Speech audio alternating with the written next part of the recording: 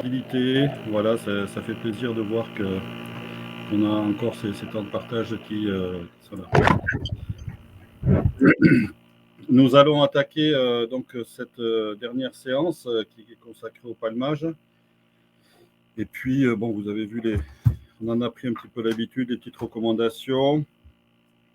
Encore une fois, je dirais simplement que je ne suis pas un expert de ce genre de choses, mais je partage une expérience et puis j'essaye d'essayer de la confronter aussi peut-être à des expertises plus approfondies. Voilà. Cette fois-ci, ça ne sera pas très interactif.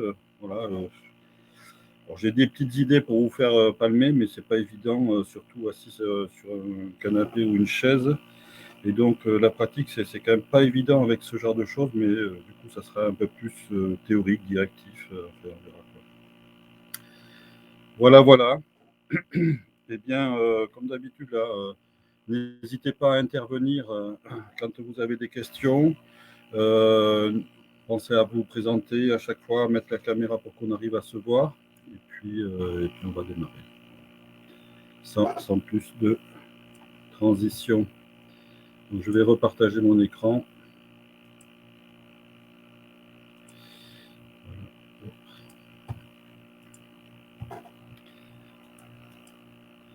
Donc, améliorer le palmage. Donc, le quatrième webinaire après l'équilibrage, facteur de blocage de l'apnée ou de la pratique subaquatique, l'amélioration de la prise d'air, l'introduction du relâchement et maintenant une technique de palmage, ou plusieurs techniques de palmage. Je vous inviterai à un moment donné à reconvoquer un petit peu ce qu'on a vu la fois dernière concernant le relâchement, puisque dans le meilleur des cas, ça sera pour améliorer une situation de confort, pour d'autres s'économiser encore plus sur la consommation d'oxygène, et puis du coup sur de l'endurance. Voilà. Donc il y aura des choses qui seront liées, qui feront référence à ce qu'on a vu précédemment. Un petit préambule très rapide ce coup-ci, pour replacer quelques mots, quelques diapositive introductive, vous en avez pris l'habitude, dans laquelle je me permets de replacer quelques éléments théoriques qui sont liés au sujet, des choses qui sont considérées comme des prérequis, a priori, puisque vous avez déjà une pratique de date. Et puis après, on rentrera dans le corps du sujet, une petite conclusion dans laquelle on fera un exercice, et puis toujours pareil, un petit temps de discussion à la fin de cette séance. Je ne sais pas si Bruno nous a rejoint là, tout à l'heure il n'y était pas, mais c'est pas grave, pas très grave, il nous fera signe. Voilà. Donc en termes de notions convoquées, cette fois-ci il y aura de la physique, de l'anatomie, de la physiologie, des techniques, et puis on reviendra aussi sur des éléments de matériel, ce qui nous aura permis de faire le tour de cette question de matériel autour des 4 séances finalement. Donc en préambule, une petite réflexion autour de l'approche de la performance et de la manière dont c'est proposé en enseignement. La première, c'est, on en a parlé déjà la fois dernière, c'est cette approche par problème, et puis un séquençage des problèmes, et puis voilà, des objectifs emboîtés qui se succèdent, et pour lesquels, eh bien, finalement, normalement, il doit y avoir une logique d'intervention. Et puis la deuxième, c'est celle de la pleine conscience, qui permet d'adapter sa stratégie et ses techniques, et puis de mieux prendre en compte les problèmes depuis le début, ce qui peut poser des problèmes en termes pédagogiques, parce que il y a d'abord, il faut être très attentif aux ancrages. Par exemple, si la prise d'air est enseignée en objectif 5, améliorer tout ça, on se rend compte qu'il peut y avoir des mauvais réflexes qui vont être ancrés et qui vont être de plus en plus difficiles à corriger. Je pense que le palmage fait partie de ces sujets-là où après on a du mal à corriger les postures, à corriger les gestes, tellement on a l'habitude de faire comme ça, et sans trop s'être posé la question de pourquoi, du comment. Et c'est un petit peu ça, cette idée qu'il y a avoir un peu plus conscience de ce que l'on fait, de ses répercussions. Et puis, il y a l'autre contingence, c'est celle de concilier pratique et questionnement. Et quand on va vers une activité subaquatique de loisir de manière générale, on a plutôt envie de faire des choses plutôt que de se poser trop de questions. Et du coup, ça demande de s'adapter au rythme, voilà, de chacun. Encore quelques mots dans ce préambule. Je l'évoquais la fois dernière ou à plusieurs reprises peut-être, cette distinction qu'on peut faire entre les savoirs experts et les savoirs profanes. Les savoirs profanes, c'est plutôt expérientiel, donc issu de la pratique, et donc après ce qu'on peut en tirer en termes d'enseignement. Les savoirs experts, c'est après cette pratique, les enseignements qu'on a tirés, c'est de trouver des théories, des lois, etc. Et puis un autre élément qui intervient aussi, qu'on avait vu précédemment, c'est cette réflexivité, c'est-à-dire la capacité que nous avons à interroger la façon dont nous pratiquons. Voilà. Et pour faire le lien avec ce qui avait été vu la fois dernière, donc les savoirs experts, ça relève plutôt de l'apprentissage de type inductif, les savoirs profanes plutôt de la déduction, et puis la réflexivité, ça relève des mélanges que vous avez proposé, Laborie. Ces mélanges dans lesquels on va introduire à la fois des propositions théoriques et puis réinterroger la manière, les techniques qu'on a employées dans la pratique. Voilà, c'était très très court pour une fois. Et puis, j'ai pas d'anecdote particulière à proposer aujourd'hui dans le cadre de ce préambule. Alors, en introduction, très très rapidement, comme d'habitude, des rappels de notions, pression et force. Et puis, je glisse ce petit schéma-là simplement pour rappeler très rapidement que la pression atmosphérique, c'est lié au poids de la colonne d'air qu'il y a au-dessus de la surface de la mer. Et puis après, la pression, c'est le poids de l'eau qu'il y a au-dessus de la surface de contact. Pour déplacer un objet, nous avons besoin d'une force motrice, et pour compenser une force qui s'appelle le poids. On va passer très vite. Cette pression et force, on les retrouve avec différents sujets. Là, à gauche, tout d'abord, c'est par rapport à la résistance des matériaux qui sont solides, très rigides et qui vont avoir tendance à se briser, ou un peu plus mous et qui vont avoir tendance à se comprimer. C'est ce qui se passera notamment avec la combinaison de plongée.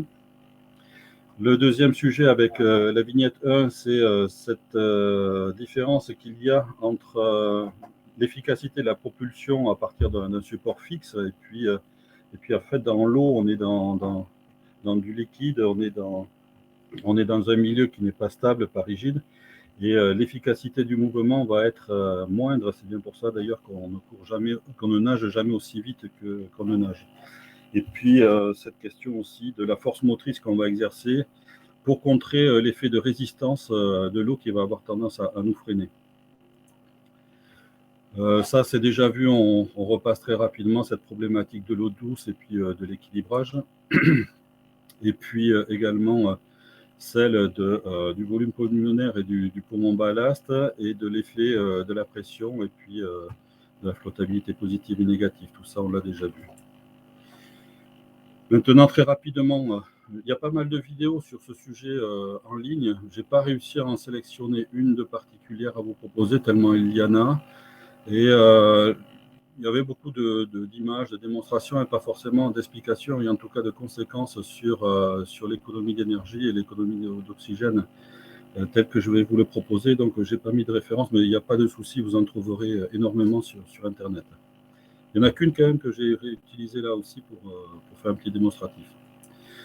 Donc, les principales techniques, c'est genoux pliés, ciseaux, ondulation, rien de nouveau pour vous, avec des pratiques qui sont plus ou moins importantes en bouteille, et d'autres techniques qui s'additionnent également spécifiquement à la bouteille. Je pense notamment à ce qu'on appelle la technique grenouille. Voilà. Et puis en verticalité, on va retrouver à peu près les mêmes choses, parfois consécutivement au même défaut, les genoux pliés avec les ciseaux, et puis l'ondulation qu'on va utiliser. Voilà. C'est autour de ça globalement qu'on va travailler, pas la grenouille, qui est quelque chose d'un peu plus particulier, mais à un moment donné, on va recroiser cette question-là. Après un petit peu de physique, c'est voilà. Là par contre, il y a une chaîne YouTube là, du Dr Marek Zroboda qui est très très intéressante. Il vous présente des choses qui reste assez accessible tout de même, mais qui permet d'appréhender des sujets assez complexes. Et je trouve que sa manière de proposer ces sujets puisque lui, il est biomécanicien, il présente des choses qui sont vraiment très, très intéressantes, pas forcément très utiles pour nous tout le temps, mais son approche pédagogique m'a beaucoup séduit. Et donc, du coup, j'ai repris une de ses premières vidéos pour rappeler une évidence, c'est ce coefficient de traînée ou le CX, et puis finalement le profil de l'objet qui va être immergé dans un fluide et qui va plus ou moins résister ou créer de la trace. Et donc là, on voit bien que le dernier, avec un coefficient de 0,04, pardon, c'est finalement la forme optimale qu'il faudrait adopter pour arriver à avoir une bonne glisse dans l'eau. Après, il y a tout ce qui va dépasser du corps, et donc du coup, ça ne va pas être aussi facile. Ce CX là est utilisé en automobile depuis longtemps, et puis c'est d'abord Citroën qui l'a introduit avec sa voiture éponyme, et puis actuellement apparemment le modèle S de Tesla serait celle qui aurait le meilleur CX. Voilà. Mais je n'ai pas vérifié, enfin dans les voitures du quotidien, pas forcément dans les voitures de course. Voilà. Donc retenons que la forme que l'on va avoir dans l'eau va avoir une influence finalement sur ce coefficient de traînée, donc forcément sur une résistance. Voilà. Encore une fois, je passe assez vite. Et du coup, on revient à ces effets de posture. Là, je vous ai proposé 3 situations. En premier lieu, la personne qui est extrêmement gainée. Et puis, je vous fais un profil, alors c'est un peu grossier, quoi, de ce qui va être en contact, en frottement avec l'eau et qui va donc opposer une résistance et qui va donc limiter la progression, limiter la vitesse. Et donc, du coup, plus on va avoir plus la posture va être moins gainée, plus il va y avoir de surface de frottement avec l'eau, plus on va être freiné, plus il va falloir fournir d'énergie pour arriver à contrer cette force de réaction qui augmente tout le temps. Et en verticalité, ça sera la même problématique. Là. Donc c'est exactement les mêmes images, mais rapportées finalement à la verticale. Et là, j'ajoute simplement une chose, c'est ces phénomènes posturaux qu'on a en descente. Voilà, c'est le fait de regarder vers le bas, qui vont avoir une première incidence qui va être dans la descente, puisque en mettant la tête en arrière, on va inscrire une courbure dans le corps qui va faire que finalement la descente ne sera plus totalement verticale, rectiligne, mais on va descendre plutôt en forme de feuille morte. Et puis la deuxième chose que je rappelle avec la première séance, c'est finalement la compression de la zone arrière du cou qui va faire que finalement on va pénaliser également la compensation à la descente, et donc là il faut être extrêmement vigilant. Et même si on a une tendance à se courber comme ça, il faut au moins faire l'effort de rentrer la tête entre les bras pour ne pas pénaliser la compensation. Toujours effet de posture, du coup ça renvoie à cette question du gainage. Là, vous imaginez à peu près ce que ça peut représenter. Plus les bras vont être en avant et réunis, et plus on va avoir l'impression d'avoir cette forme en triangle qui va faciliter la pénétration dans l'eau. Et donc là, ce qu'on va retenir par rapport à la séance précédente, c'est l'importance du relâchement dans le gainage, et notamment de toute la partie haute, les épaules, les bras, les mains, la nuque, qui va faire que finalement la position sera plus ou moins confortable.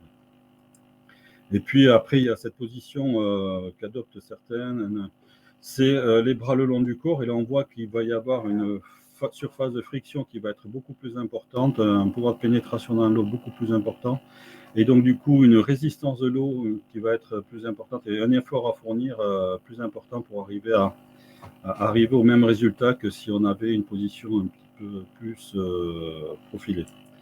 Et donc ça pose la question après de la souplesse des épaules, du confort, et puis de cet arbitrage qu'on va faire entre cette position, peut-être les bras le long du corps, et puis une position beaucoup plus effilée, comme ça serait le cas dans la première partie. Donc ça, c'est à voir. Il n'y a pas de doctrine. L'idéal, c'est d'être le plus gainé, profilé, et puis après, il faut s'adapter par rapport à ses aptitudes et par rapport à ses contraintes.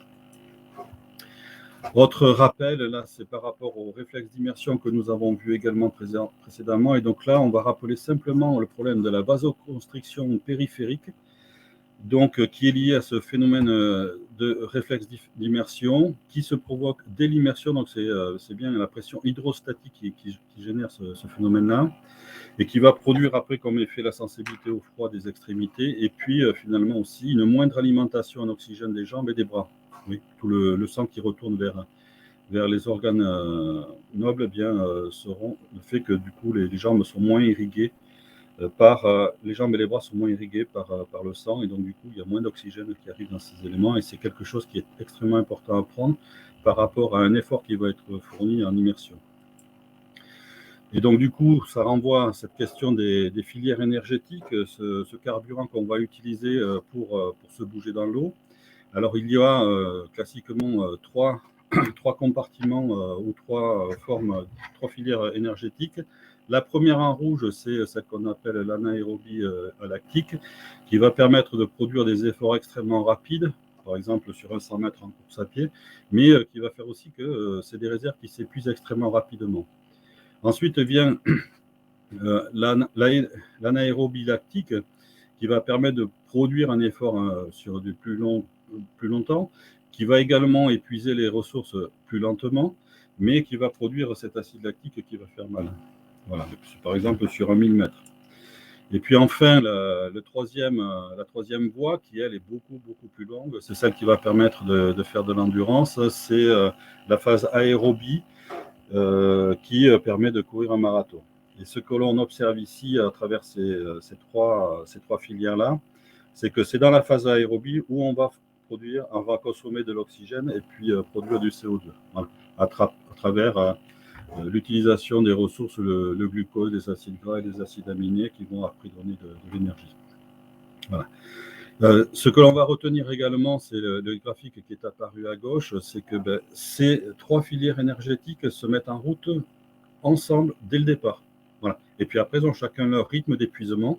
Et puis, il y a l'aérobie qui va persister plus longtemps. Voilà. Et du coup, là, je rappelle simplement que c'est l'anaérobie lactique qui, à travers l'acide lactique, va donner cette sensation de brûlure, de jambes lourdes à l'exercice. Si on fait le parallèle maintenant avec les activités aquatiques, là, je ne suis pas sûr de moi, mais voilà, je pense même que la partie aérobie lactique, c'est peut-être moins de 50 mètres, peut-être juste le plongeon et les premiers mètres, donc peut-être une douzaine de mètres, pas forcément 50 mètres. Voilà. Donc en nageant toujours en aérobie lactique, ça serait peut-être cette distance de 200 mètres, peut-être un peu moins, ça dépend des gens également.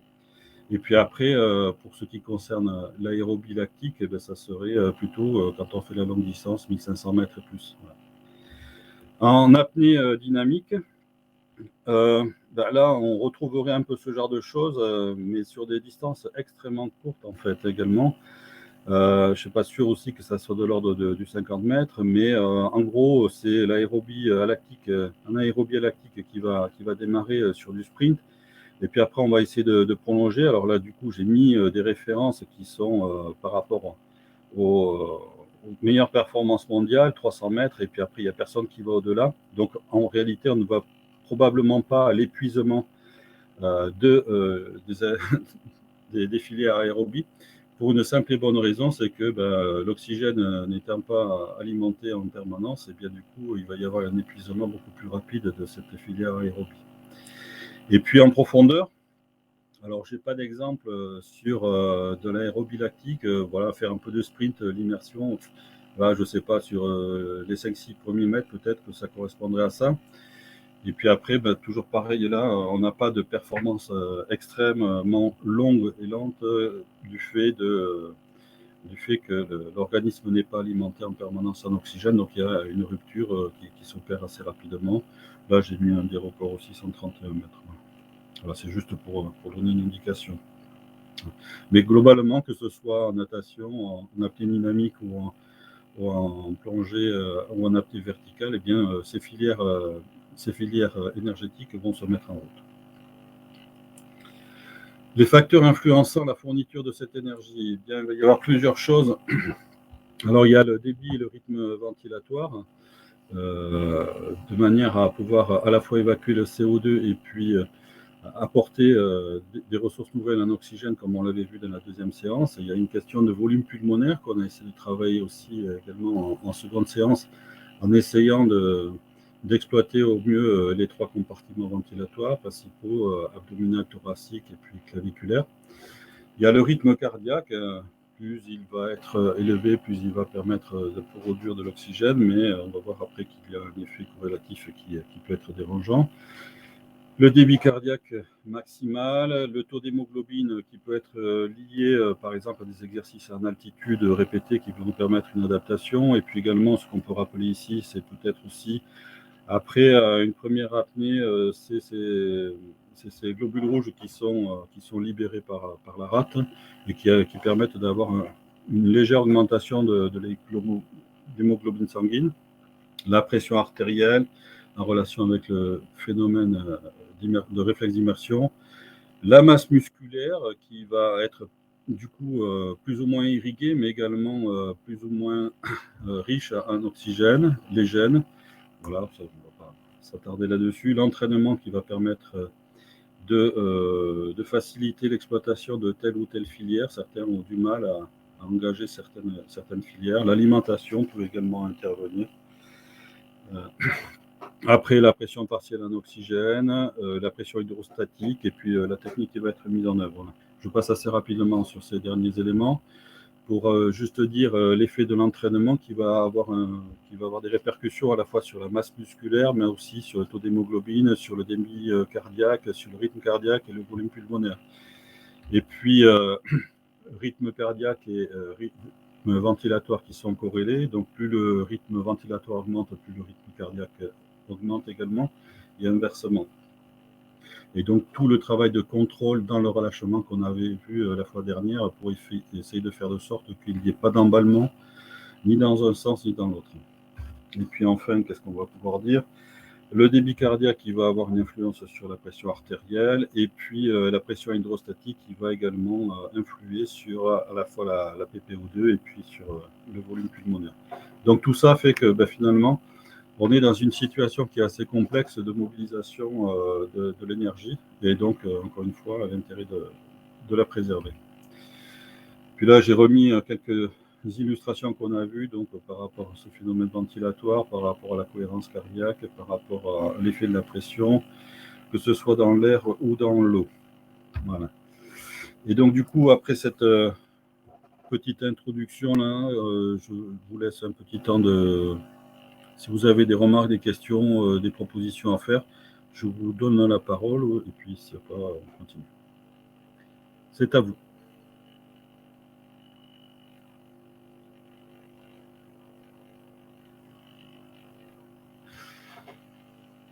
Bon, mais même pas de questions dans le chat, donc on va continuer. Voilà, améliorer sa technique du coup. Pleine conscience du mouvement, on fait des choses un peu réflexes et donc du coup essayer de se pencher un petit peu, essayer d'analyser, décortiquer pour savoir ce sur quoi il est possible de travailler et dans quel cadre mobiliser telle ou telle technique. Avec une priorité pour nous, c'est les économies, que ce soit en plongée à scaphandre ou en apnée, hein, puisque à un moment donné, même si on a une réserve sur le dos avec un plongée scaphandre, eh bien, plus on va tirer sur la réserve, parce qu'on consomme beaucoup, il y a besoin d'oxygène, et bien plus on va épuiser la ressource. Voilà. Ça, c'est un petit peu l'idée. On revient sur des techniques, propulsion, genou plié. Voilà, puis on va juste redétailler ça avec deux options, cheville souple et cheville en extension, et on va voir quelles peuvent être les conséquences. Genou plié, c'est assez fréquent chez les plongeurs scaphandres. Et on verra que ce n'est pas une technique à bannir, mais qu'il faut savoir adapter par rapport aux circonstances.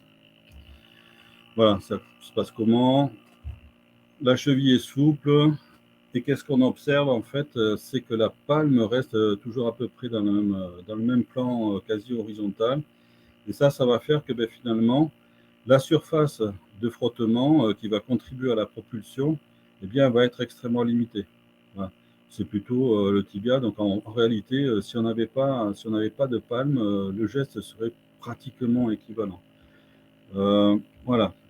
Après, la cheville en extension, ça va produire quoi? Bien, ça va faire que finalement, la surface de contact va être beaucoup plus importante. C'est cette surface de contact qui va permettre d'améliorer la propulsion. Parce que la propulsion va agir à la fois en phase descendante et en phase remontante. Voilà. Sur le plan musculaire, alors de manière très caricaturale, hein, parce qu'on ne va pas rentrer dans le détail, eh bien, on va voir que, en fonction du temps dans le mouvement, c'est pas forcément les mêmes muscles qui fonctionnent. Alors ça, c'est un petit exercice qu'on peut faire. Si vous êtes assis, vous pouvez croiser les jambes et puis avec l'une, celle qui est au-dessus, pousser sur la deuxième qui est en résistance et vous allez pouvoir sentir quels sont les muscles qui fonctionnent le plus. Et vous remarquerez que le mollet est à la descente comme ça, celui qui force le plus. Au niveau de la cuisse, c'est moins évident. C'est un peu réparti partout, mais il y a une dominante quand même sur la partie antérieure. Voilà. Mais il y a quand même la partie postérieure qui travaille également, voilà, de la cuisse. Donc ça, c'est la descente, plutôt le mollet. Et puis après, la remontée, ça va être la partie postérieure de la cuisse qui va travailler. Et en réalité, on se rend compte qu'on va fournir un effort extrêmement fort au niveau des mollets et plutôt modéré au niveau de la cuisse. Et ce qu'on va constater également, c'est que ce genre de posture genou plié va provoquer finalement une contraction au niveau lombaire. Et cette contraction lombaire, en fait, elle va provoquer des douleurs musculaires, elle peut provoquer aussi de la lombalgie, etc. Et c'est souvent récurrent en plongée avec scaphandre, notamment sous l'effet conjugué de la présence du bloc dans le dos, qui vient peser encore plus sur la zone lombaire et accentuer la courbure. Voilà, donc du coup, à la fois le mouvement et à la fois la posture avec le bloc sur le dos, ça contribue à avoir mal au dos. Et donc à un moment donné, quand on a mal au dos, peut-être qu'il faut changer aussi de gestuelle pour s'économiser un petit peu. Si on passe maintenant cheville en extension, on va retrouver un peu le même chose en fait. C'est toujours à peu près les mêmes zones qui vont travailler, sauf que là, on va solliciter encore plus le mollet et la cuisse, finalement, elle est relativement peu utile. Et donc tout ça va contribuer finalement, que ce soit cheville souple ou cheville en extension, à solliciter énormément le mollet et puis provoquer des risques de crampes, voilà, qui sont extrêmement désagréables et douloureuses même. Voilà. Donc, voilà, ça a une utilité, mais du coup, du fait de la sollicitation privilégiée du mollet, peut-être à utiliser de manière modérée et puis sans trop insister sur l'intensité musculaire de manière à pouvoir éviter les crampes. Voilà. Là, on voit l'effet du matériel. Et là, c'est quelque chose qui est tout à fait évident. Plus la palme va être longue et plus elle va être souple, plus elle va avoir tendance à se replier. Et on va voir juste après, un peu plus loin, que il y a un moment qu'il faut utiliser pour justement exploiter au mieux cette flexion de la palme. Alors en plongée scaphandre, on est plutôt sur le modèle de gauche avec des palmes plutôt assez courtes et plutôt rigides. Alors, après, c'est rigide, c'est façon de parler parce qu'il y a toute une gamme de matériels différents. Et puis en apnée, par contre, on va avoir des voilures très longues et donc du coup la souplesse va être accrue par cette longueur. Et donc en même temps qu'on augmente la longueur de la palme, on augmente la surface et donc du coup on va augmenter la capacité de propulsion et donc on va également augmenter la sollicitation des muscles et notamment du mollet. Et donc le matériel peut encore venir renforcer ce risque de crampes et de douleurs lombaires par ce biais-là.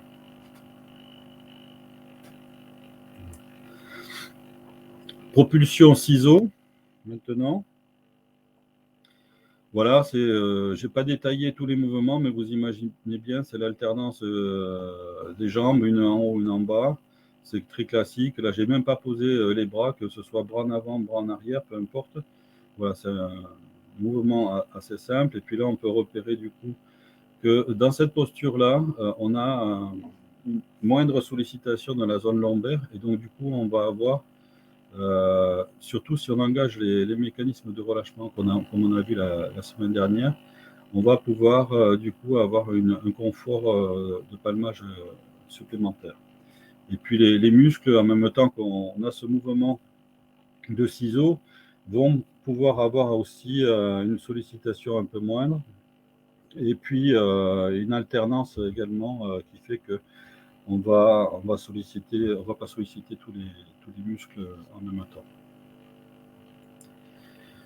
Voilà la propulsion, du coup, par rapport à cette question de palme longue et souple, et puis ce dernier mouvement qu'on a à la fin, c'est ce que j'ai appelé ici le coup de pied. On le verra aussi sous une autre appellation tout à l'heure.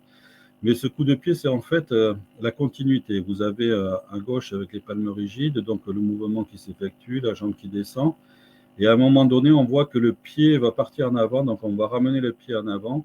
Et ça va permettre d'exploiter au maximum cet effet levier et puis l'amplitude du mouvement. Et sur une sollicitation musculaire qui est assez faible. C'est quelque chose qu'on n'a pas forcément l'habitude de faire. Mais voilà, c'est un petit tuyau comme ça qu'on peut mettre en avant. Et puis après, par contre, une fois qu'on a fini le coup de pied, là, il faut de suite revenir le pied en extension pour avoir de nouveau une rectitude de la jambe.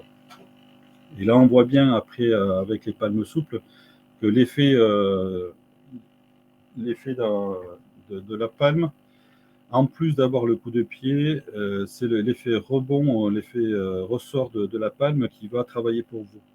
Et donc, quand on travaille sur des mouvements très très fréquents, on n'a pas le temps d'exploiter cette efficacité de la palme, ce travail de la palme, et on va devoir consommer un peu plus d'énergie et puis d'oxygène. Donc ça vaut le coup en fin de mouvement de laisser un peu de temps pour que la palme revienne dans sa position d'origine. Là, on voit bien ce que ça donne en milieu réel. On voit bien la courbure des différentes palmes, là, que ce soit en vertical ou en horizontal. Il y a des images un peu plus jolies. Là, je vous ai mis du coup deux ressources là, pour aller voir un petit peu ce que ça donne pour ceux qui veulent aller voir ça par curiosité. Maintenant, on va passer à l'ondulation. Donc, on a vu avec les ciseaux ou avec les genoux pliés qu'en fait, la partie supérieure, abdomen, thorax et puis la tête, ils étaient plutôt dans un alignement rectiligne. Dans l'ondulation, le mouvement va être modifié parce qu'on va utiliser une certaine souplesse au niveau abdominal, juste en dessous des côtes, et on va faire ce qu'on appelle une bascule du bassin avant-arrière, et qui va permettre d'augmenter et de rendre le mouvement plus fluide. Alors c'est plus fluide, pas forcément, parce que pour certains, quand on le regarde en ondulation, on a l'impression de grandes vagues, tout le corps est en vague, et puis en réalité c'est pas bon, parce que si on se rapporte à ce qu'on a vu tout à l'heure par rapport aux zones de frottement, eh bien plus on va avoir de surface de contact avec l'eau, moins on va être gainé, et plus il va y avoir des pertes d'efficience du mouvement. Donc on va travailler tout le mouvement à travers cette bascule du bassin avant-arrière, et c'est là-dessus que va se baser après tout le reste. Donc pour ça, je vous renvoie avec cette démonstration-là vers la vidéo YouTube. C'est un nageur, donc il n'a pas de palme, mais ils expliquent très très bien ce geste d'ondulation sans palme. Après, il suffit juste d'ajouter des palmes au bout du schéma. Et c'est ce qu'on va faire immédiatement pour l'explication de ce geste technique. Voilà, donc on repositionne notre plongeur avec des palmes sur l'image, et puis on va revenir dans notre modèle théorique. Voilà, donc on a notre plongeur. On voit bien ici la nouvelle articulation qu'il y a entre le bassin et puis le haut du corps, et qui va faire que le mouvement ne sera plus du tout le même que quand on est avec les jambes en ciseaux.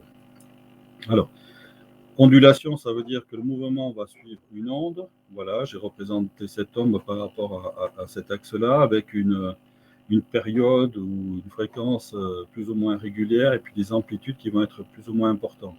Voilà. On ne va pas discuter de ça là. On va juste regarder un petit peu comment se décompose le mouvement avec des positions qui vont être extrêmement différentes selon le temps du mouvement. Alors ça donne quoi si on essaye d'enchaîner? Eh bien, on va avoir un départ. Là, j'ai enlevé les bras pour gagner de la place sur mon schéma. On reste attentif à la position du bassin.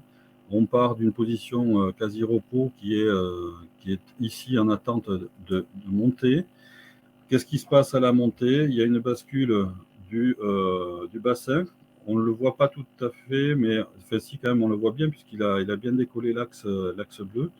Et les jambes les jambes allongées qui se retrouvent en position haute dans cette courbe-là. Donc là, je remonte les jambes, et puis après, je redescends les jambes, et là, on voit là, très bien la bascule du bassin. Le bassin bascule vers le bas, la jambe est légèrement fléchie, et elle va suivre encore cette courbe. Et puis après, on arrive au bout, le geste se termine par un allongement, un alignement de la jambe pour obtenir le petit geste maximal.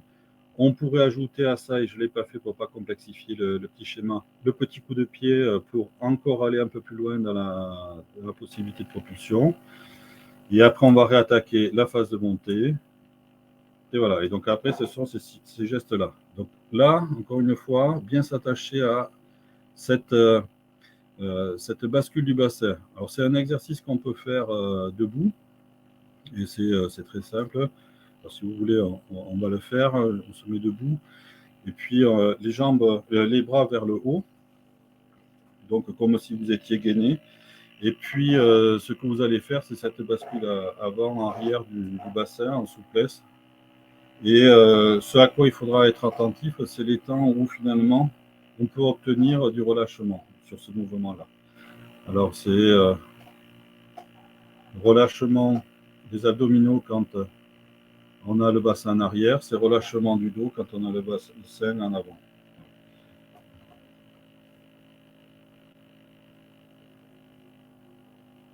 Et c'est un geste qui n'est pas si évident que ça parce qu'on a plutôt tendance à tortiller le corps dans tous les sens, ce qui n'est pas adapté en termes d'efficacité de glisse.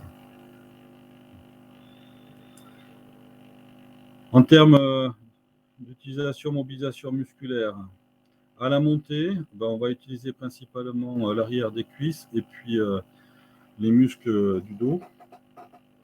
Et puis à la descente, par contre, ça va s'inverser avec plutôt la face antérieure des muscles et puis les abdominaux qui vont se contracter pour faciliter la bascule du bassin. Et puis les mollets qui vont intervenir d'abord pour maintenir un soupçon de rigidité, puis après finir le mouvement quand on arrive dans la phase du bas. Et puis après, en remontant, les mollets se relâchent, c'est plutôt l'arrière des cuisses qui fonctionne, le dos qui se cambre pour faciliter la remontée du bassin. Et après, on recommence.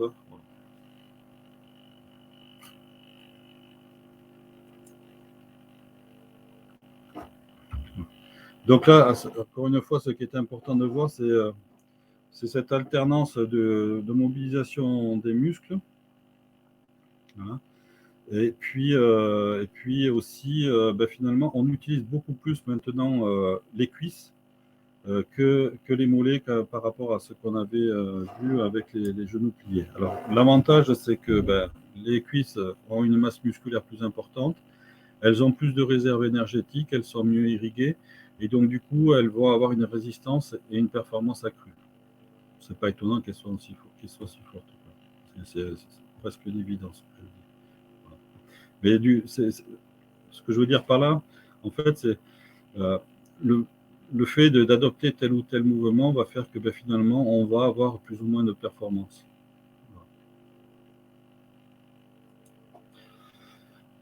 Et puis après, c'est une séance qui va être assez courte, j'avais dit, une séance qui va être légère.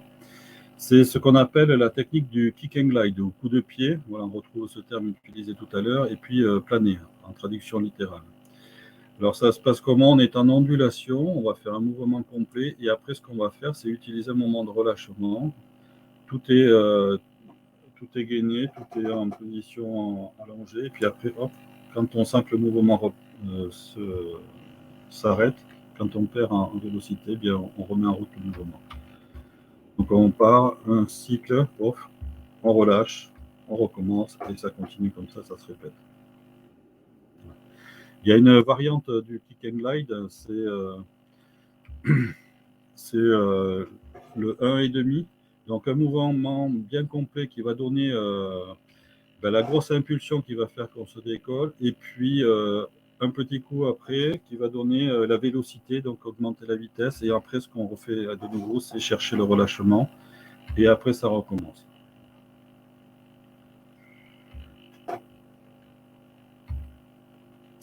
Alors, question, que se passe-t-il sur cette situation? Pourquoi est-ce qu'il, ce plongeur, cet apnéiste aurait cette position-là? Est-ce que vous avez une idée?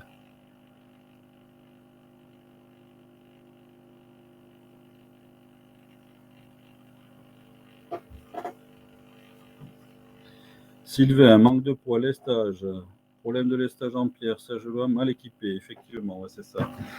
Et là, c'est vraiment refaire le lien avec cette question de matériel. Un mauvais lestage fait que finalement, on est obligé de forcer pour descendre et se maintenir vers le bas. Et alors qu'un bon lestage permettrait d'avoir un bon gainage et donc limiter les frottements. Et donc, à l'inverse, là,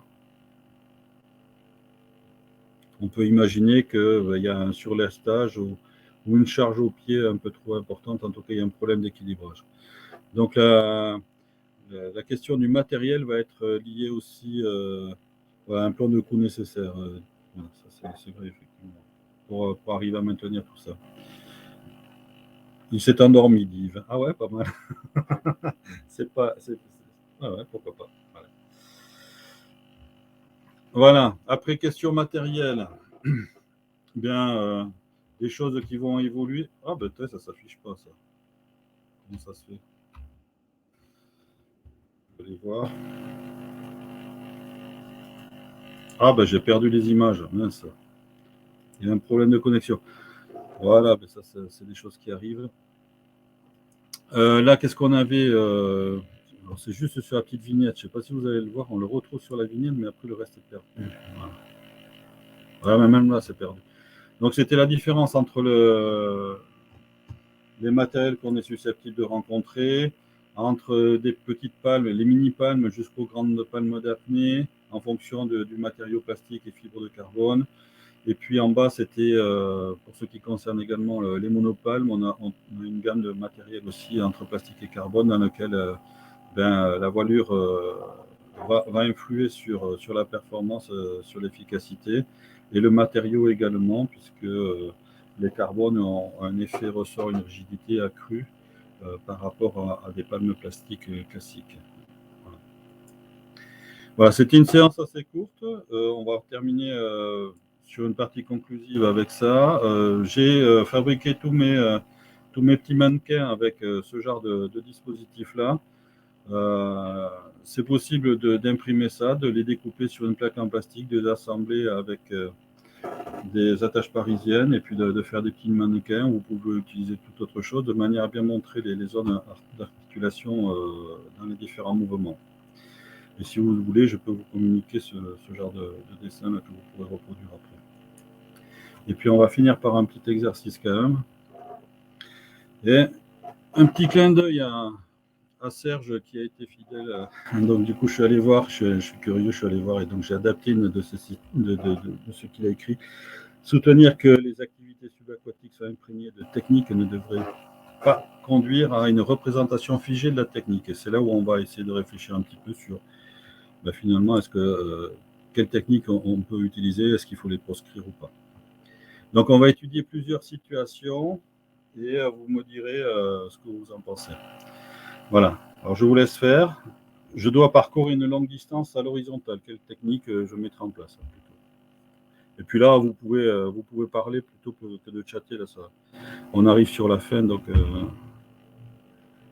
on va faire ça très simplement. Quelqu'un veut prendre la parole?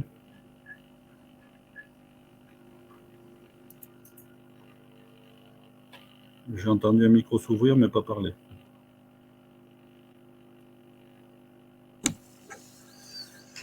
Moi, Yves, je pense l'ondulation, de toute façon. Ouais. Et du coup, quel matériel, quelle posture, quelle technique et quelles sont les conséquences? Un moteur exigeant, Villeneuve. Ouais. L'ondulation, alors, associé à quel matériel?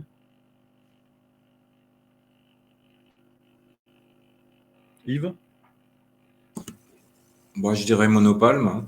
Ouais. Et les Mana- conséquences? Vas-y, continue, pardon. Oui, non, monopalme avec le meilleur matériau possible, carbone. Mhm.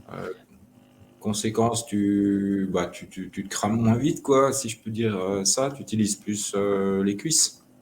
Mhm. Voilà.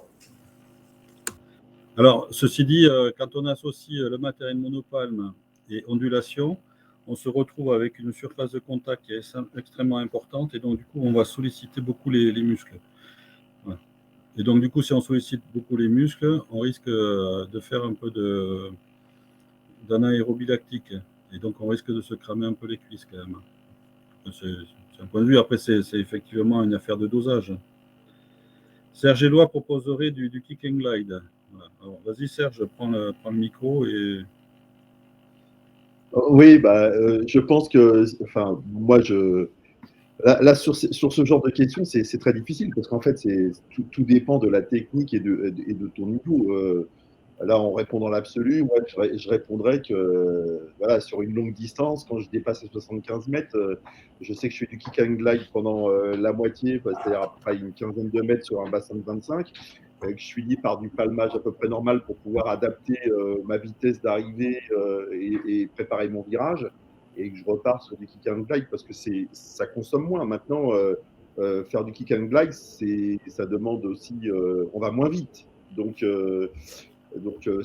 vraiment, c'est pour ça que ça m'amuse que tu aies dit comment dire, cette citation d'un texte là, parce qu'effectivement, c'est exactement ça. C'est-à-dire qu'il n'y a pas de technique parfaite.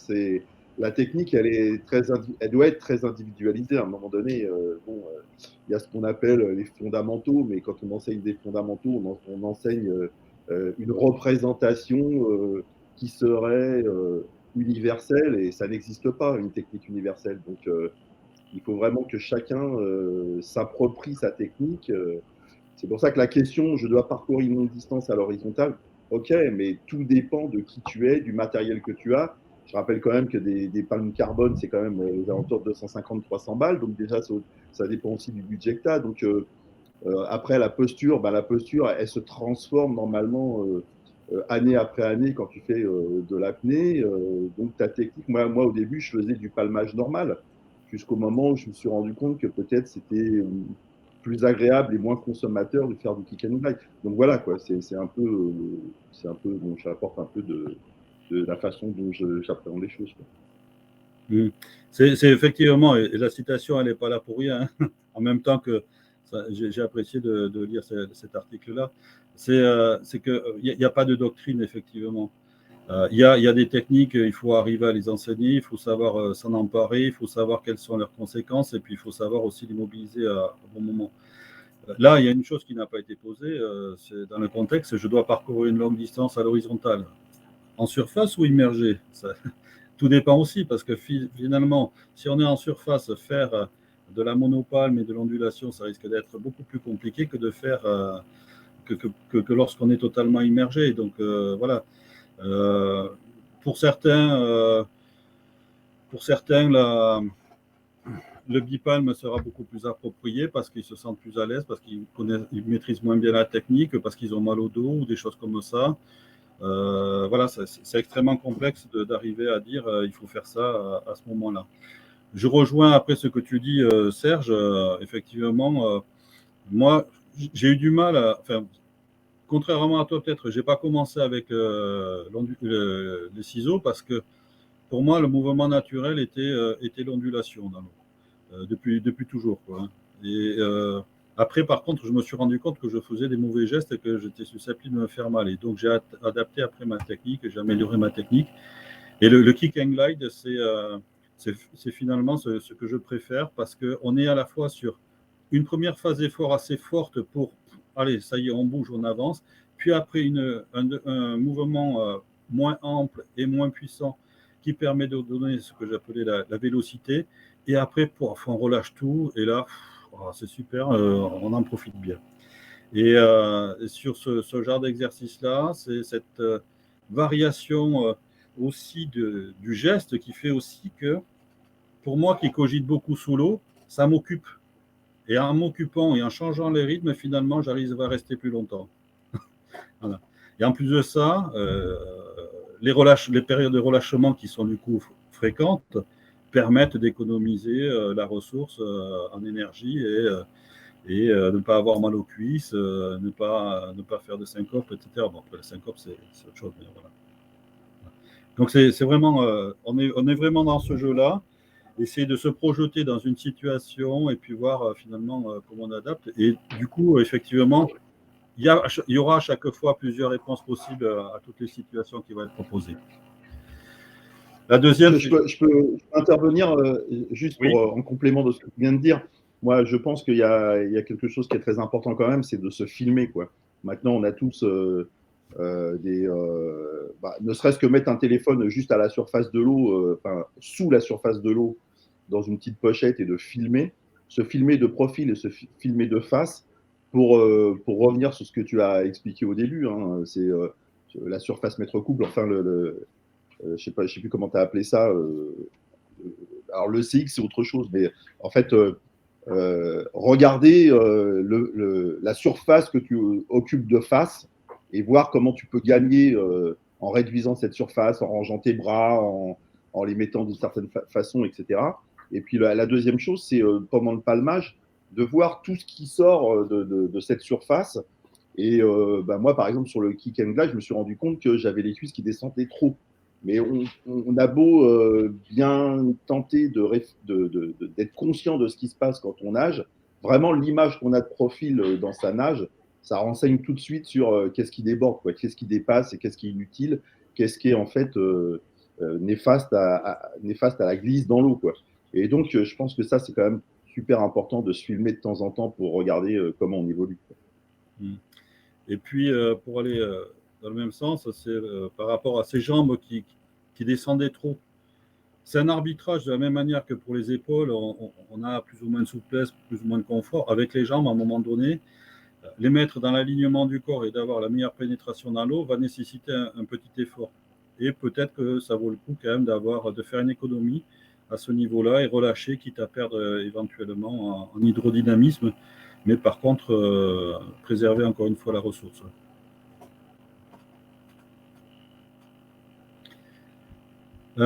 Donc, deuxième situation, je suis à l'affût à l'entrée d'un trou sur fond sableux. Ça rappelle des souvenirs.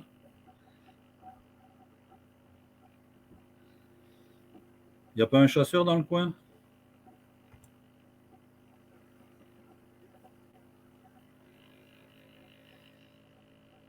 Oh, j'en connais un peu là aujourd'hui.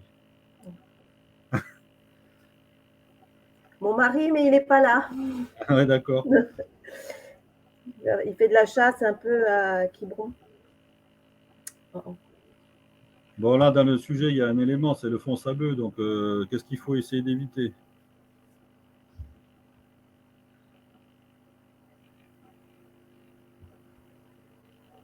De toucher le sable pour éviter de brouiller. Fifi? Oui. Sur un fond sableux, il faut plus avoir un palmage, en fait, pas ciseaux, mais plus horizontal, quoi. Ouais. Les genoux pliés, par exemple, ça peut être très bien. On dégage les palmes. Les genoux pliés, puis aussi avec relevé vers le haut. Et puis, quand on est à l'affût, qu'est-ce qui se passe? Est-ce qu'on a besoin de fournir beaucoup d'efforts? Non. Est-ce qu'on a besoin d'avoir un mouvement très efficace? Non, pas du tout. Voilà. Donc, la doctrine ciseaux, là, elle ne s'applique pas du tout. On va avoir sur des mouvements petits, voilà. Il ne va pas se passer grand-chose. Voilà. Ouais, Il y a aussi des mouvements un peu circulaires avec les palmes. Ouais. C'est pas la méthode grenouille, là? Si, c'est ça. Voilà, c'est ça. Hein. Ouais. Il y a plein de gestes, en fait, d'autres techniques qu'on utilise. Bon, il y en a plein qui ont trouvé des noms, hein, pour tout ça. Et le frog kick, voilà, c'est ça. Oui. Le frog de pour grenouille, là. Et voilà, il y a plein de choses qu'on peut mettre. Et on se rend compte qu'en fait, il y a des grandes rubriques, grandes catégories, mais après, il y a plein. Il y a même le rétropédalage aussi en palmant. On n'en a pas parlé, mais ça se fait aussi. Voilà, en apnée, en cheval, en bouteille, partout. Donc voilà. Donc là, on utiliserait finalement plutôt les genoux pliés, plutôt dans la souplesse, pas beaucoup d'efforts à fournir. Si on est bien équilibré, pour qu'on attend, et puis hop, on chope la bestiole. Troisième situation, hop. Je descends verticalement le long d'un bout et j'ai du mal à compenser.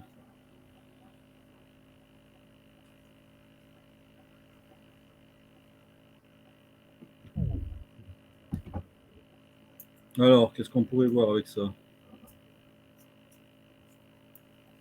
La position.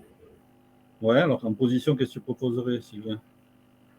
Eh bien, regainer, enfin se remettre plus dans la verticalité, quoi. Alors, j'ai du mal à compenser. Eh ben, la position de la tête, déjà. Ouais. Après, Alors, la position de la tête, on en a parlé tout à l'heure, effectivement. oui, c'est peut-être Il faut pas- éviter qu'elle soit en expansion arrière. Descendre tête haute, oui, ça c'est une autre technique. Mettre les palmes en aérofrein pour prendre le temps de compenser, se freiner effectivement, dit Serge. Là, de toute façon, la descente elle risque de faire mal. Donc, à la rigueur, l'hydrodynamisme, on s'en fout. Hein. Voilà. Hydrofrein, voilà, dit Serge. Et donc, du coup, s'il y a Je beaucoup pense. de... Oui. Oui, je pense que l'arrêt ou le fait de ralentir déjà va nous aider considérablement. Mhm. Voilà. Et donc, du coup, si on bombe le torse un petit peu, façon de parler, et donc, du coup, si on oppose une résistance un peu plus importante à la descente et que ça nous permet de ralentir, pour autant qu'on protège la posture de la tête qui ne pénaliserait pas, du coup, la compensation, ben, voilà, ça, c'est totalement admissible aussi. Voilà. Donc, c'est à un moment donné, il ne faut pas rester, encore une fois, figé dans la technique, comme le disait Serge dans son article. 4. Je remonte après une apnée profonde et avoir effectué le virage.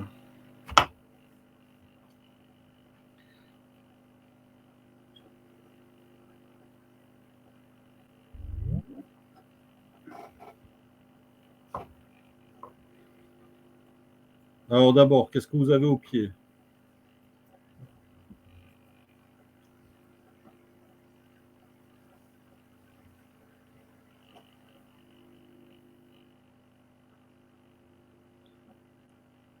Du carbone, des palmes classiques. Ok. Vous remontez plutôt en ciseaux ou en ondulation? Plutôt en ciseaux pour Serge.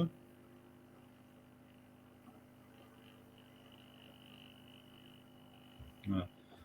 Là, en fonction mono ou bi pour Pierre-Jean. Moi, je suis plutôt, au fond, en ondulation.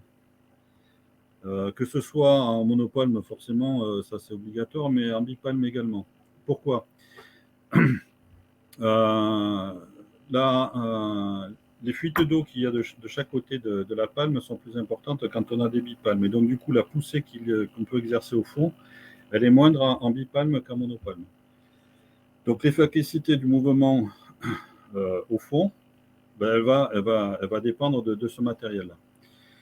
Que ce soit donc en bipalme ou en monopalme, moi je suis plutôt en ondulation au fond, parce que ce que j'ai envie, c'est de m'arracher assez efficacement du fond. Arracher, ça ne veut pas dire aussi se faire mal. Donc ça veut dire quoi? En bipalme, je rapproche les pieds, les voilures sont très très proches et ça fait l'impression d'une monopalme. Et là, j'ai un accompagnement du mouvement qui est optimal.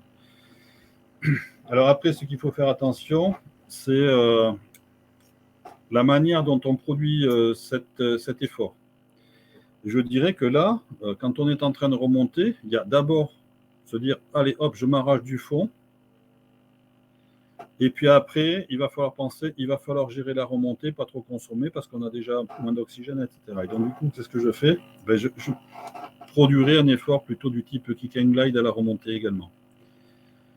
Un effort important pour, hop, je m'arrache. Un deuxième pour commencer à amorcer. Je relâche un peu. Je vérifie que tout est bien en place. Et là, je continue plutôt en kick and glide. Et adopter la technique du kick and glide à la remontée me permet aussi de vérifier le moment de flottabilité positive et puis après, hop, me laisser porter.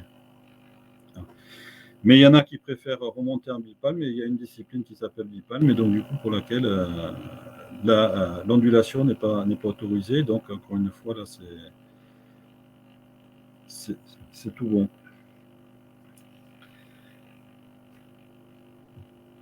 J'ai des palmes rigides et j'ai mal aux cuisses. Qu'est-ce que je fais, monsieur?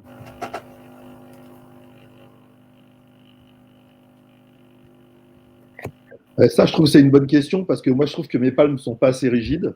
J'ai des immersions et je réfléchis à en changer, mais il n'y a aucun standard qui permet de savoir d'une palme à l'autre la rigidité. Alors, il y a certaines marques qui ont des médiums, light ou durs, mais ça, c'est très difficile en fait de savoir si on a des palmes qui sont souples ou moins souples. Je ne sais pas, tu as peut-être des infos là-dessus. Comment on peut comparer des palmes alors qu'il n'y a pas de standard, quoi. Alors, il y a d'abord cette appréciation. Tu as essayé, tu as des palmes souples et tu préférerais avoir des rigides. Donc, ça veut dire que tu n'es pas très satisfait de ton matériel. Ça, c'est par tâtonnement qu'on va y arriver. Moi, j'ai plutôt des cuisses qui sont assez fortes et assez musclées. Du coup, j'ai beaucoup de puissance de réserve dans les cuisses et ce que je fais sans poser de questions, je prends les palmes les plus rigides qu'il y a. Voilà. Par contre, c'est des choses qu'il faut savoir embarquer. Et à travers cette question-là, c'est non seulement avoir la musculature qui va avec, mais en plus de ça, ça va adapter le mouvement. Il y a des moments où j'ai besoin de cette rigidité, notamment quand je suis au fond, parce qu'avec des palmes extrêmement souples, j'ai l'impression de rien avoir au pied et ça me provoque une sorte de stress. Enfin, plus maintenant, mais à un moment donné, ça passe par ça. Et alors que la question ne se posait absolument pas avec la monopalme, et quand je me suis mis à la monopalme en verticale, là, je me suis dit, waouh, quand même, ça envoie. Hein. Et ça envoie, et puis il n'y a pas besoin de travailler aussi fort. Voilà. Oui, mais comment savoir que les palmes sont rigides? Quel modèle? Alors, moi, j'ai des bruyères rigides, et puis j'ai des leader fines rigides, et puis après, j'ai des plastiques rigides, c'est presque des tôles. Voilà, j'ai un peu de tout. Voilà. Lesquels les mieux, voilà, il faut savoir, il faut pouvoir essayer. Homer aussi, du T3 dit Sylvain. Voilà. Les C4 aussi feront des palmes avec différentes voilures. Enfin, la plupart, même, surtout parmi les carbones, ils font beaucoup de degrés de rigidité en fonction du nombre de couches, etc. La souplesse ou la rigidité va augmenter. Fifi? Oui. Oui, c'est Pierre-Jean. Je voulais juste rajouter quelque chose par rapport à ça. Parce que justement, quand on se tourne vers des gens qui sont un petit peu en dehors des grosses marques habituelles, parce que tu as parlé de Breyer et moi aussi j'ai des Breyer, et c'est vrai que l'avantage de ce type de marque, c'est que la gamme est très étendue, comme tu viens de le dire, que ce soit sur les longueurs, les rigidités, il y a beaucoup de choix. Et puis, quand on les appelle, ils peuvent vraiment avoir des conseils, parce qu'on ne peut pas toujours essayer, évidemment. Hein. Eux, ils sont sur Vannes, en Bretagne. Mais on peut les avoir au téléphone et ils sont de très bons conseils en fonction du poids, en fonction de ce qu'on pratique, en fonction de tout un tas de choses, du nombre de fois, du nombre d'entraînements par semaine, etc. Et ils sont vraiment capables de nous aider quand même. C'est intéressant de les appeler. Mmh. En plus d'avoir chez Breyer, je ne sais pas s'ils le font encore, mais les chaussons sur mesure. Alors ça, ils ne le font plus. Maintenant, ils utilisent des chaussons du commerce. mais on peut les choisir. C'est-à-dire que quand on commande chez eux, et je dis en passant d'ailleurs que c'est pas plus cher que d'acheter des Homer Carbone ou Beuchat Carbone. Et par contre, on choisit. Est-ce qu'on veut plutôt le chausson Beuchat, le chausson Homer, le chausson Seaxoub, etc. Donc on choisit le chausson et ils adaptent dessus en fait. Ouais.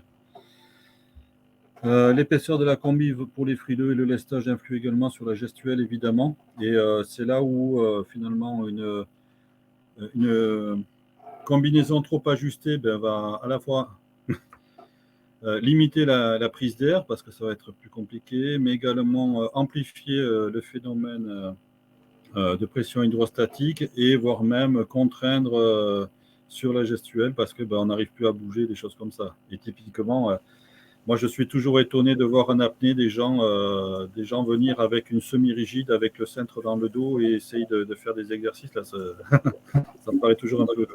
Voilà. Alors, si j'ai fait cette remarque, c'est que je suis en train de voir pour changer de combi. Effectivement, moi qui suis frileux, qui ai besoin d'épaisseur, je trouve compliqué, vraiment compliqué le choix à ce niveau-là, en gardant la glisse, en essayant quand même de limiter le lestage, parce que je suis obligé d'en mettre sur le dos et j'ai mal au dos. Voilà, je trouve le choix compliqué à ce niveau-là, quoi. Alors, en combinaison, je suis actuellement jusque sur du 9 mm en haut et 7 mm en bas. C'est de la marque Beuchat, pour pas faire de pub, sans faire de pub. Pourquoi ça? Parce que je nage dans de l'eau à 3 degrés, je passe 1h30 dedans et je sors, je suis encore chaud. Voilà. Ce que je trouve d'extraordinaire en ce moment, c'est l'évolution de la qualité des néoprènes. Je ne sais pas quoi dire encore de leur durabilité, mais il y a une amélioration de la souplesse extraordinaire. Ça veut dire que je suis capable de nager avec les bras avec une 9 mm. Alors qu'avant, avec la 7 mm que j'avais il y a 25 ans, eh ben, j'étais vachement limité, quoi. Et puis après, du coup, Yves, par rapport à ton truc de mal de dos, il y a cette répartition du lestage qui va faire et peut-être penser jusqu'à aller aux chevilles aussi, ce que j'ai pas dit là, mais un petit peu de plomb de cheville peut faire du bien, notamment en bouteille, quand on a souvent l'habitude de voir des gens avec la nage genou plié puis cheville molle, juste parce que il y a trop de néoprène ou de bulles d'air à ce niveau-là. Et puis, chaque fois qu'il faut abaisser le pied, c'est un effort supplémentaire rien que pour contrer le matériel. Et ça, c'est du gaspillage.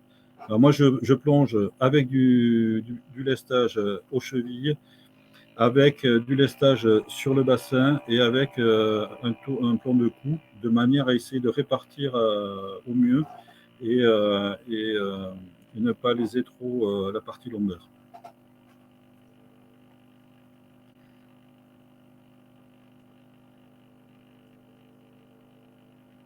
Donc là, il y a des échanges autour des ouais. Il y a des échanges autour des palmes bruyères. S'il y en a d'autres qui ont de l'expérience à ce niveau-là. En plastique, moi, j'ai un peu de tout et je m'en sers aussi. Je les prends souvent en voyage parce que comme ça, si je me les fais piquer, c'est pas bien grave. Alors, peut-être un peu plus pour les plongeurs avec scaphandre. Je suis face à un courant. Quelle posture, hein, quel matériel, quelle technique.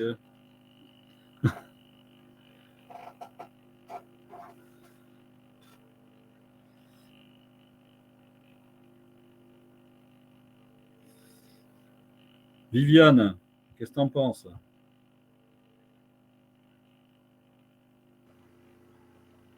Oui, je suis toujours là. J'essaye de garder une position ciseaux déjà, palmage ciseaux. Ouais. Bon, j'ai pas eu trop l'occasion. Mais... Serge dit d'aller se planquer, oui, quand on peut. C'est la première ne pas aller trop fort contre le courant non plus, parce qu'on s'essouffle. Voilà, c'est ça. C'est à vouloir trop faire, des fois, on fait des bêtises, effectivement. Il y a aussi, ce que tu es en train de dire également, Serge, il y a les crochets qu'on peut utiliser de temps en temps pour s'accorder des temps de repos et puis éviter effectivement l'essoufflement qui va être après extrêmement préjudiciable. Et puis il y a les problèmes de crampes avec les autres techniques de nage qui ne seraient pas adaptées. Voilà, sans détériorer le milieu. Voilà. Voilà. L'essoufflement en bouteille, effectivement, un gros risque face à un courant. Et je suis essoufflé, donc en fait, j'ai pas le même peu trop fort face au courant et je suis essoufflé. Qu'est-ce que je fais?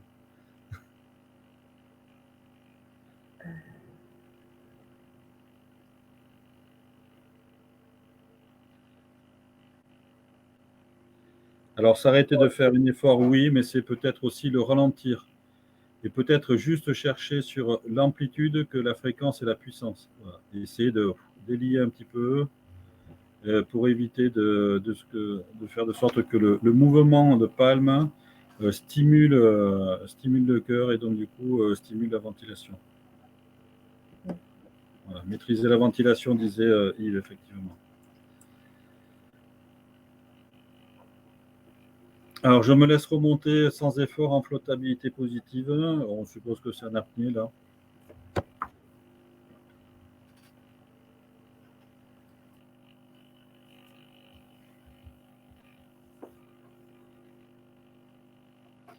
Relâchement total, effectivement. Et là, la position, on s'en fout, je dirais.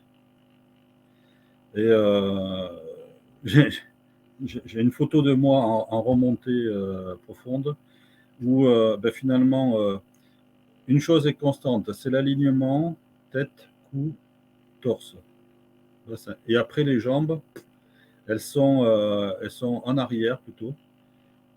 Et la monopalme assez éloignée de l'alignement du corps. Voilà. Là, on essaye de profiter un maximum, de réduire le maximum d'efforts et du coup d'économiser beaucoup en oxygène. J'ai le courant dans le dos. Ah, une plongée en dérivante, ça c'est chouette. Hein. Ah, mais il faut aller rejoindre la palanquée.